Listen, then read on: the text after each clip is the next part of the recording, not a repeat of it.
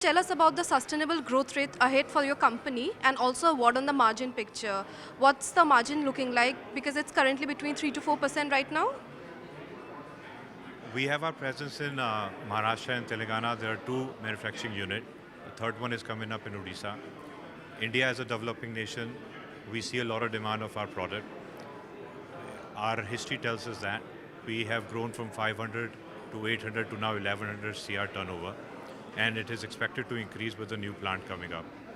Margins are very healthy. There are a lot of government initiative towards our product in terms of infrastructure, in terms of highway. So we are expecting our margins to remain as strong as it is right now. Yes, it is. In terms of EBITDA margins, we are around 4.5%. Yes. So you have a long-standing relationship with Jindal Pipes. So the current agreement is of 6 years from April 2023. So in case of any disruption, it will affect the business and also the result of the company. So how would you respond to that?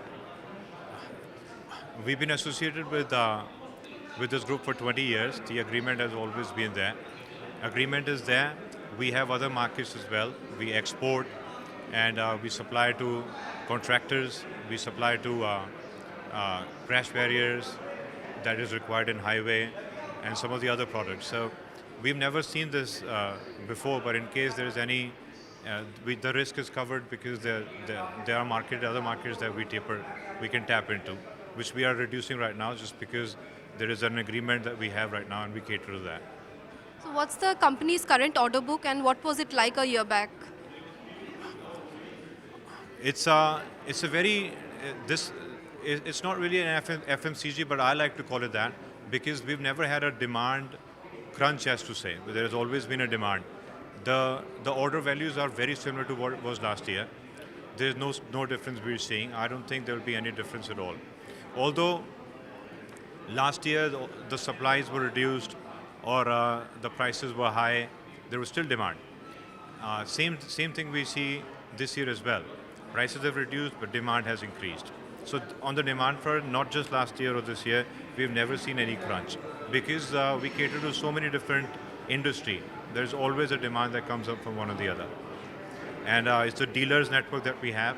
So the dealers are very associated with different industries. So the selling has never been an issue. Order booking is very similar to what was last year.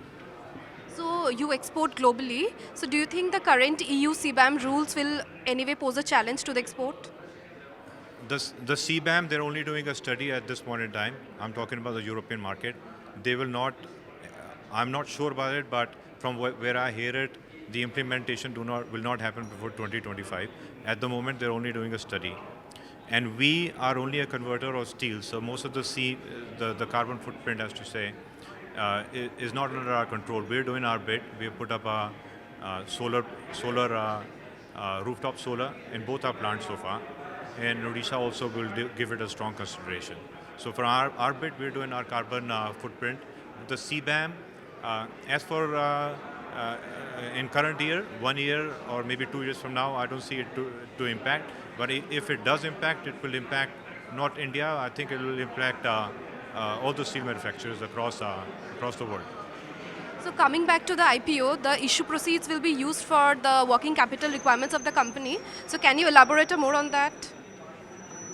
This company has always been a growing company. From 2003 to now, our capacity has increased from 10,000 annum, 10,000 monthly to 1,000 monthly to 13,000 tons. All has been done through internal accruals. Now the working capital requirement is because the company see that most of our reserves go into the capex part, so the working capital requirement is there, and it will give a confidence to all the investors that straight away the working capital will be reduced and will increase the company's profitability.